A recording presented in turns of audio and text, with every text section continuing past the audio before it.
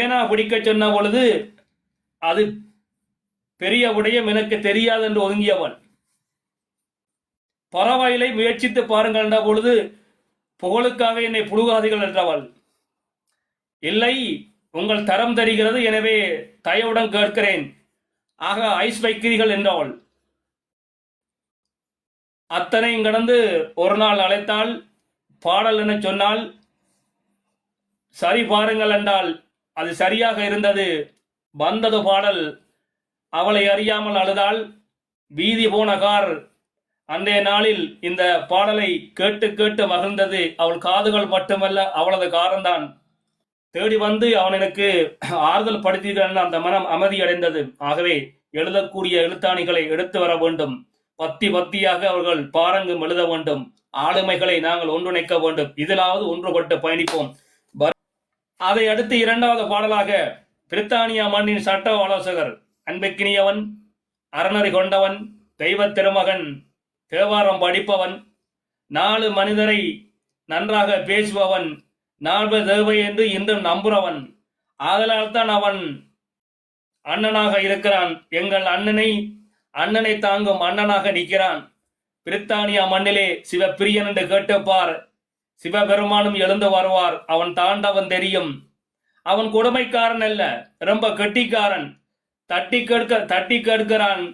அதனால் அவன் சட்டத்தை படைத்திருக்கிறான். நீ முட்டை வந்தால் உன் முள்வேலிக்குள் அடைத்து விடுவான். ரொம்ப கெட்டிக்காரன்.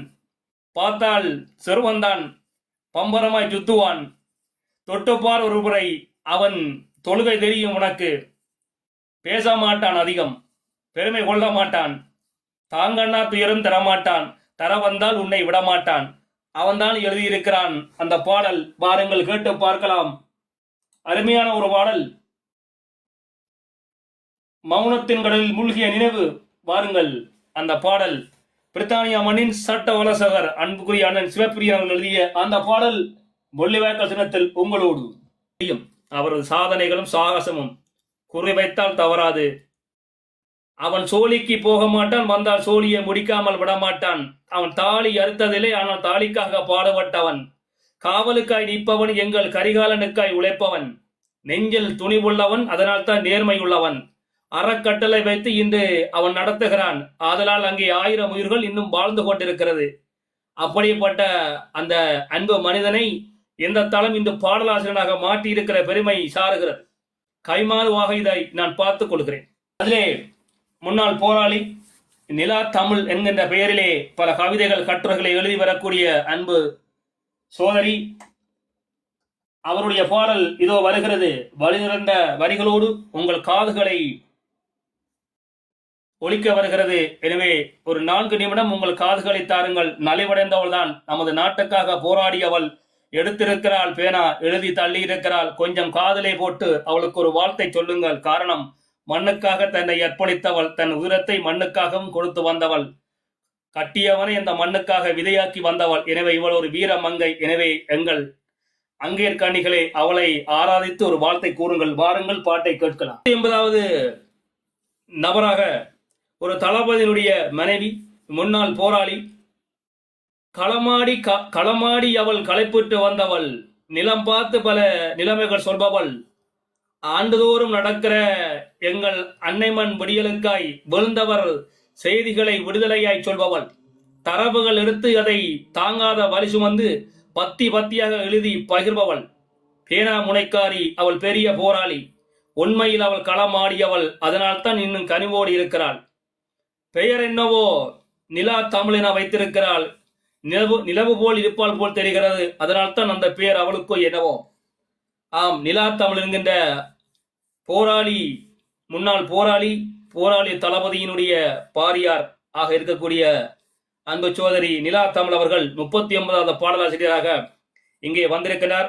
40வது பாடலாசிரியராக அண்ணன் சட்டவள சிவப்பிரியன் வந்திருக்கிறார். நாளையும் வருகிறார்கள், அதன் பின்னரும் வருகிறார்கள்.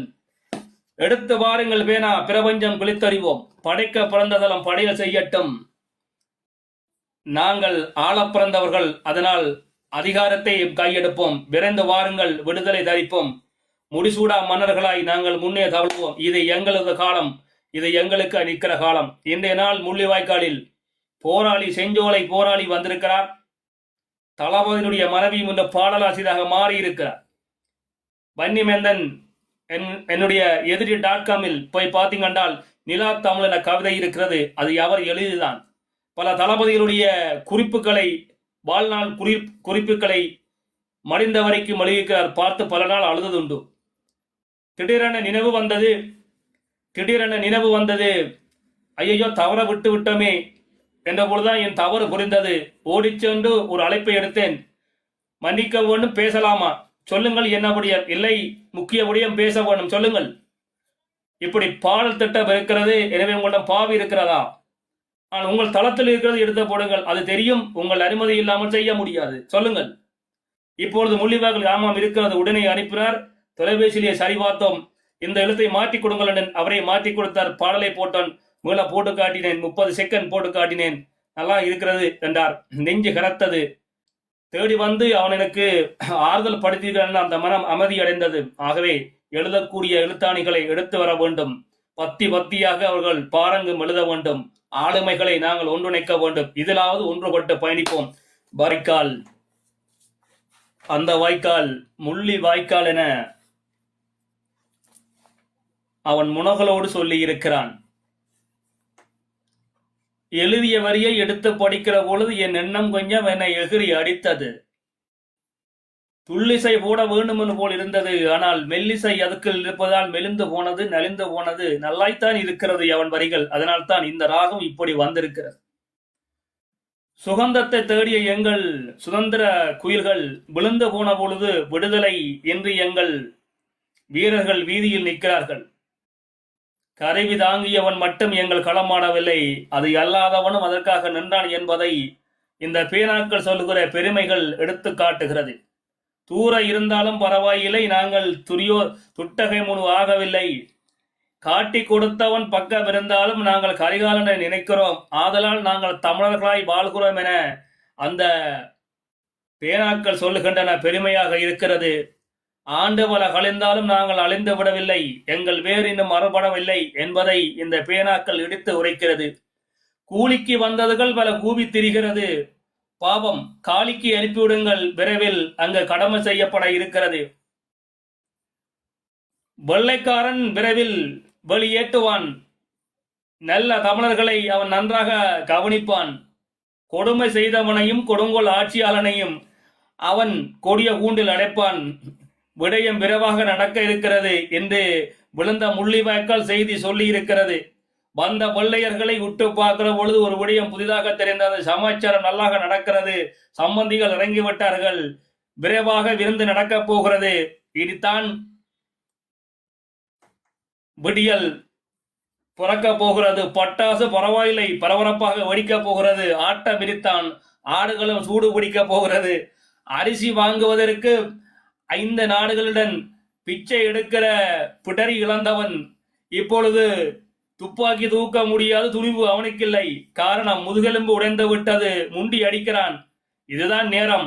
எழுந்து வடியுங்கள், எங்கள் மண்ணை மீளுங்கள். நாளை நாங்கள் நல்லதை அடைவோம்.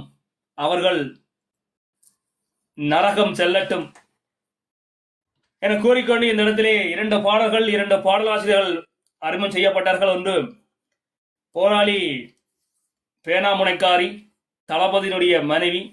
என்ற வரை இடைவிடாமல் எங்கள் இன்னல்களை எழுதி கொண்டிருக்கக்கூடியவள் வேறு யாருமல்ல, நிலா தமிழ். மிக்க நன்றி அக்கா. அதே போன்று அவரை நாங்கள் 39வது பாடலாசிரியராக அறிமுகம் செஞ்சிருக்கிறோம். அதே போன்று 40வது பாடலாசிரியராக எங்களுடைய அண்ணன் சட்ட ஆலோசகர், அன்பு நண்பர் ஆறுகிர் செல்வன், மனிதநேயன், மன்றங்காப்பவன், தனக்காய் இல்லாமல் தமிழுக்காய் உழைப்பவன், அதனால்தான் இன்னும் என் நெஞ்சில் இருப்பவன் அண்ணன் சிவபிரியன் அவர்கள் எழுதிய அந்த பாடல் அவருக்கு நன்றி. பாராளுமன்ற உறுப்பினர் அண்ணன் துரைராச ரவிகரன் நேற்று வந்தார். அதே போன்று மருத்துவர் அன்பு நண்பர் அண்ணன் டாக்டர் நாகநாதன் அவர்கள் நேற்று பாடலாசிரியராக வந்தார். அதே போல இன்றும் இருவர் வந்திருக்கிறார்கள். 4 பேர் மறக்க முடியாத சிற்பிகள். முள்ளிவாய்க்கால் இறுதி நாளில் அவர்கள் முக்கிய விடயத்தை தடம் வைத்திருக்கிறார்கள். வருங்காலம் திருவிழா பெருமையாக நடக்கும். நாளை மறுதினமும் வர இருக்கிறார்கள். தொடர்ந்து பாடல் வர இருக்கிறது. என்னிடம் நான் நினைவு சரியாக இருந்தால் 3க்கும் மேற்பட்ட பாடல்கள் இன்னும் இருக்கிறது. வெளியீடு செய்யவில்லை. காரணம், அங்கே பார்வைகள் குறைந்துவிடும் என்பதற்காக அதை தள்ளி வைத்திருக்கிறேன். வரும் நாட்களில் அவற்றை அள்ளி உங்களுக்கு அணைத்து விடுகிறேன். எடுத்து பாருங்கள், அதை எடுத்து பகிருங்கள். உங்களுக்காக நாங்கள் நிற்கிறோம். பேனா பிடிக்க சொன்ன பொழுது அது பெரிய விடயம், எனக்கு தெரியாது என்று ஒதுங்கியவள். பரவாயில்லை, முயற்சித்து பாருங்கள் என்ற பொழுது புகழுக்காக என்னை புழுகாதீர்கள் என்றவள். இல்லை, உங்கள் தரம் தெரிகிறது, எனவே தயவுடன் கேட்கிறேன், ஆக ஐஸ் வைக்கிறீர்கள் என்றவள்.